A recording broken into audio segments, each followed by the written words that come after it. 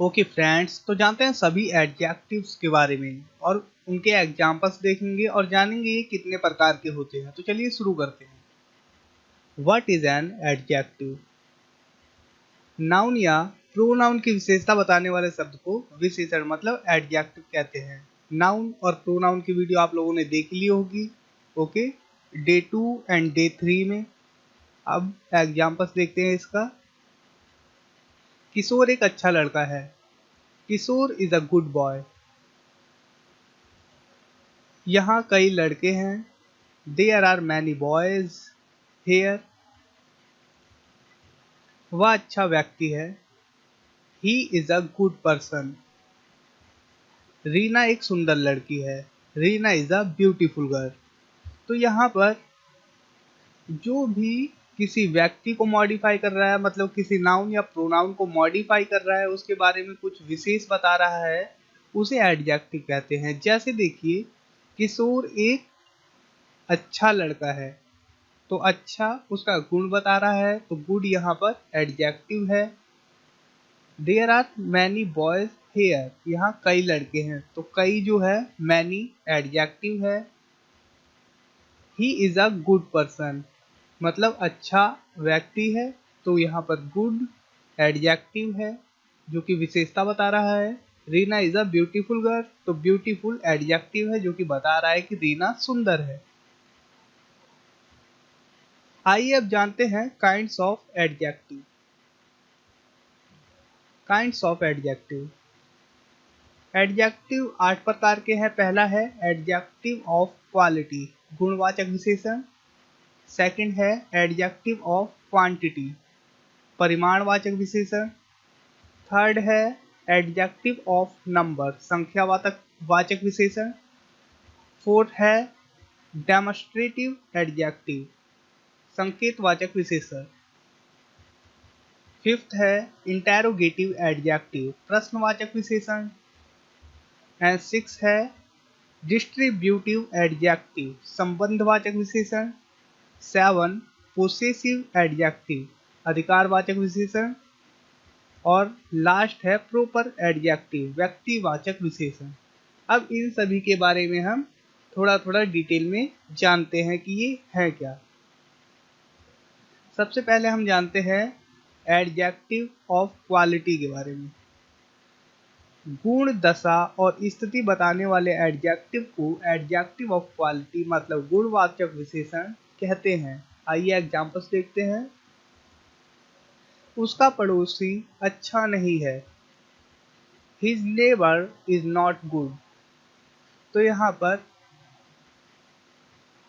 Good क्या है? Good मतलब अच्छा नहीं है, तो गुड यहाँ पर एडजेक्टिव ऑफ क्वालिटी है। मेरा दोस्त अच्छा है, my friend is good. Good adjective of quality है। रीना एक चालाक लड़की है। Reena is a clever girl, तो क्लेवर एडजेक्टिव ऑफ क्वालिटी है। यह शर्ट काला है। दिस शर्ट इज ब्लैक, तो ब्लैक जो यहाँ पर है वो एडजेक्टिव ऑफ क्वालिटी है कि ये शर्ट काला है। आइए अब जानते हैं कि एडजेक्टिव ऑफ क्वालिटी का पता कैसे लगे। इस एडजेक्टिव का पता लगाने के लिए ऑफ व्हाट काइंड मतलब कैसा वाले प्रश्न पूछे जाते हैं। जैसे देखिए, एग्जाम्पल है what kind of person are you, आप किस प्रकार के व्यक्ति हो, तो आप जवाब देंगे या हो सकता है you are good, you are clever, आप चालाक हो सकते हैं। यू आर नाइस पर्सन, आप एक अच्छे मतलब कि नाइस व्यक्ति हैं।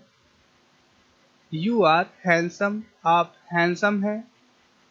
तो जितने भी ये हैं गुड, क्लेवर, नाइस, हैंडसम, ये सब एडजेक्टिव ऑफ क्वालिटी है। जो कि कैसे पता लगा? ऑफ व्हाट काइंड वाला प्रश्न पूछने पर। जैसे कि ये पूछा गया of what kind of person are you, आप किस प्रकार के व्यक्ति हैं, तो इससे हमें एडजेक्टिव ऑफ क्वालिटी का पता चलेगा। आइए अब देखते हैं सेकंड, एडजेक्टिव ऑफ क्वांटिटी। मात्रा या क्रम बताने वाले एडजेक्टिव को एडजेक्टिव ऑफ क्वांटिटी कहते हैं। एग्जाम्पल है, सभी छात्रों ने परीक्षा उत्तीर्ण की है। All the students have passed the exam.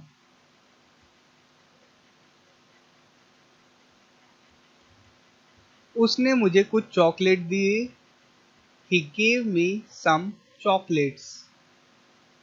यहाँ पर मैं आपको बताता हुआ चलूँ, यहाँ पर ऑल एडजेक्टिव ऑफ क्वांटिटी है जो कि बता रहा है मात्राओं के कि सभी छात्र, और यहाँ पर जो सम है, सम चॉकलेट्स, तो यहाँ पर सम है जो कि बता रहा है कुछ चॉकलेट्स, तो ये भी एडजेक्टिव ऑफ क्वालिटी है जो कि मात्रा बता रहा है कि कुछ है।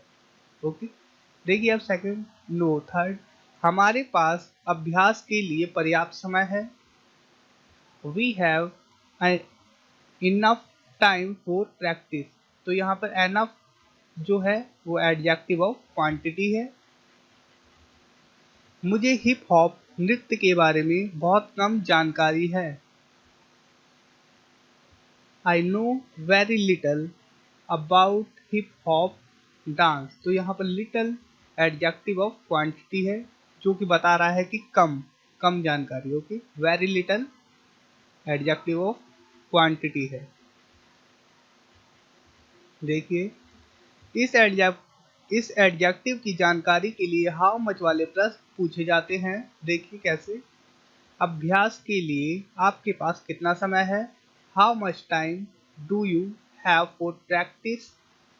देखिए जैसे हमारे पास अभ्यास के लिए पर्याप्त समय है। Okay, we have enough time for practice.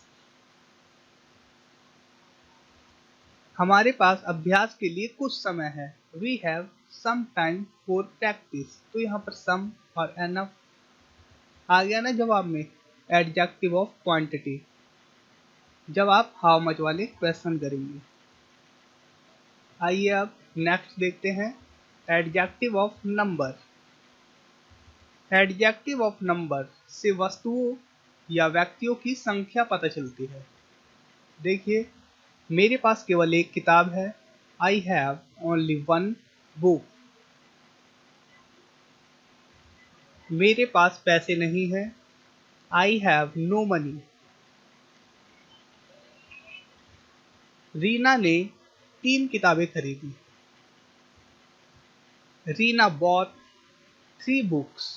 तो यहाँ पर नो, 3, 1 एडजेक्टिव ऑफ नंबर है। आइए इनकी जानकारी कैसे लगाएंगे, पता कैसे लगाएंगे। एडजेक्टिव ऑफ नंबर की जानकारी के लिए हाउ मैनी वाले प्रश्न बनते हैं।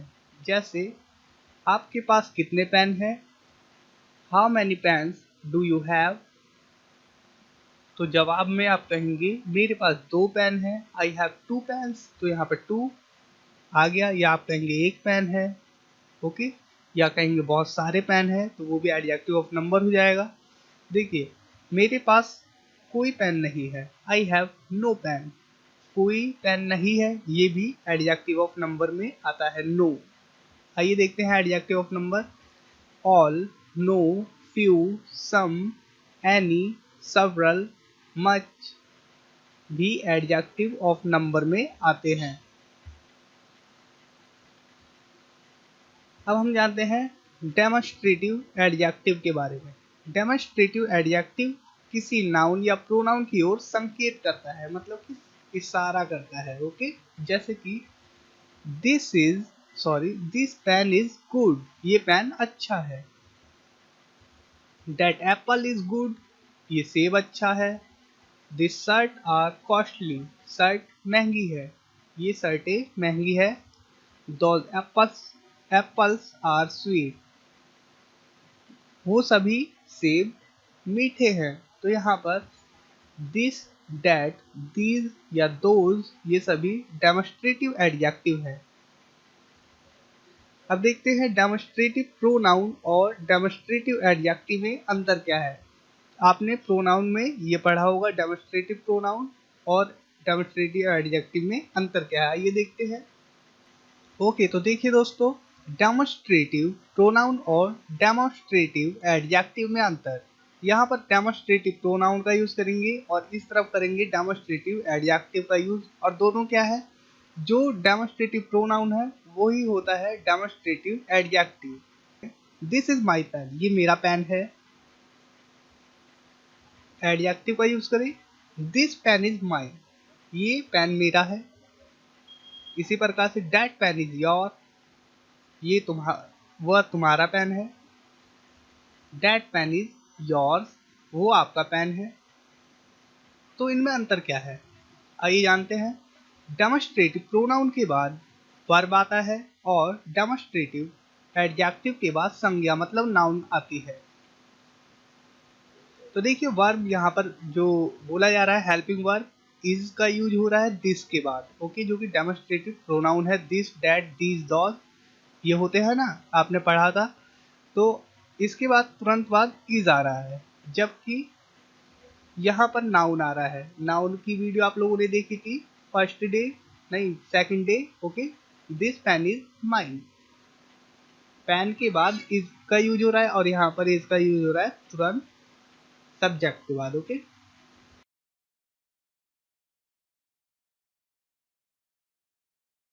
तो आप लोग इजीली समझ गए। वैसे इसमें अगर क्या, इसमें ज़्यादा आपको समझने की ज़रूरत नहीं है, लेकिन हाँ अगर आप एग्जाम वगैरह में तैयारी कर रहे हैं तो इसकी जानकारी आप लोगों को होनी चाहिए, जो कि मैंने आपको दे दी कि डेमोस्ट्रेटिव प्रोनाउन के बाद वर्ब आता है, हेल्पिंग वर्ब कुछ भी हो सकता है, और डेमोस्ट्रेटिव एडजेक्टिव के बाद संज्ञा आती है, मतलब नाउन आता है। तो आइए अब आगे देखते हैं। तो अब हम जानते हैं इंटेरोगेटिव एडजेक्टिव के बारे में। जिस विशेषण से प्रश्न पूछे जाते हैं उसे इंटेरोगेटिव एडजेक्टिव कहते हैं। एग्जाम्पल है, आप किसके घर रह रहे हैं, whose house are you staying. हमें किस रास्ते जाना चाहिए, विच वे शैल वी गो। क्या समय हुआ है, व्हाट टाइम इज इट। तो मैं आपको बता दूं, यहाँ पर हुज, विच, व्हाट जिनसे प्रश्न पूछे जाते हैं उन्हें इंटेरोगेटिव एडजेक्टिव कहते हैं। तो यहाँ पर what, which, whose interrogative adjective. आपने इंटेरोगेटिव प्रोनाउन के बारे में पढ़ा था। आइए अब जानते हैं इन दोनों में अंतर क्या है, इंटेरोगेटिव प्रोनाउन में और इंटेरोगेटिव एडजेक्टिव में अंतर क्या है। तो देखिए फ्रेंड्स, इधर है इंटेरोगेटिव एडजेक्टिव और इधर है इंटेरोगेटिव प्रोनाउन। देखिए sentences, whose pen is this, ये पेन किसका है। हुज इज दिस पेन, ये पेन किसका है। विच हाउस इज योर्स, आपका कौन सा घर है। विच इज योर हाउस, आपका कौन सा घर है। तो इन दोनों में यहाँ पर इनमें अंतर क्या है, तो यहाँ पर कुछ भी अंतर नहीं है, सिर्फ सेंटेंस स्ट्रक्चर का अंतर है, ओके। देखिए इंटेरोगेटिव प्रोनाउन के बाद वर्ब का यूज होता है, इंटेरोगेटिव एडजेक्टिव के बाद संज्ञा आती है या नाउन आता है। जैसे कि मैंने आप लोगों को पहले ही बताया, हाउस एक नाउन है, एक संज्ञा है। तो विच के तुरंत बाद नाउन का यूज हुआ, हुज के तुरंत बाद नाउन का यूज हुआ, पेन, ओके। और यहाँ पर इंटेरोगेटिव प्रोनाउन में हुज के बाद इज का यूज हुआ, जो कि हेल्पिंग वर्ब है, और विच के बाद भी इज का यूज हुआ तुरंत बाद, जो कि हेल्पिंग वर्ब है। ये वैसे स्पोकन इंग्लिश में ज़्यादा मैटर नहीं करता इनमें अंतर, लेकिन अगर आप लोग किसी चीज़ की तैयारी कर रहे हैं, किसी परीक्षा की तैयारी कर रहे हैं, तो उसमें आप लोगों को दिक्कत आ सकती है अगर इसकी जानकारी नहीं हुई तो ये आप लोगों ने सीख लिया इन दोनों में अंतर, ओके। तो चलिए अब आगे देखते हैं। किसी जाति या वर्ग के सभी व्यक्ति या वस्तु को व्यक्त करने के लिए डिस्ट्रीब्यूटिव एडजेक्टिव का प्रयोग करते हैं। आइए एग्जाम्पल देखते हैं। उनमें से कोई उपस्थित नहीं था, neither of them was present। तो यहाँ पर neither जो कि बता रहा है कि उनमें, ओके, ये डिस्ट्रीब्यूटिव एडजेक्टिव है। प्रत्येक लड़का फुटबॉल खेलेगा, each boy will play cricket. हर व्यक्ति यह काम कर सकता है, every person can do this work. तो यहाँ पर ईच मतलब प्रत्येक, और यहाँ एवरी मतलब कि हर एक, ये डिस्ट्रीब्यूटिव एडजेक्टिव है जो कि पूरे गुच्छे को या पूरे समूह को परिभाषित कर रहा है, ओके। अब जानते हैं जितने भी डिस्ट्रीब्यूटिव जितने भी डिस्ट्रीब्यूटिव प्रोनाउन है उतने ही डिस्ट्रीब्यूटिव एडजेक्टिव है। तो आप लोगों को प्रोनाउन के बारे में पता होना चाहिए। आप लोग या तो थर्ड डेज की वीडियो देख सकते हैं। अब देखते हैं हम पोसेसिव एडजेक्टिव। पोसेसिव एडजेक्टिव व्यक्ति या व्यक्ति के संबंध या अधिकार का बोध कराता है। His shirt is black, उसकी शर्ट काली है। My school is famous, मेरा स्कूल फेमस है मतलब प्रसिद्ध है। His girlfriend is very beautiful, उसकी प्रेमिका बहुत सुंदर है। तो यहाँ पर जो पोसेशन है या पोसेसिव एडजेक्टिव है वो है माई, योर, हिज, हर, देयर। जितने भी पोसेसिव प्रोनाउन है उतने ही पोसेसिव एडजेक्टिव है। तो यहाँ पर मैं आपको ज़्यादा एग्जांपल्स नहीं दे पा रहा हूँ, तो कोई दिक्कत नहीं, आपने प्रोनाउन की वीडियो देखी ही होगी या आप देख सकते हैं जाके। अब हम जानते हैं प्रोपर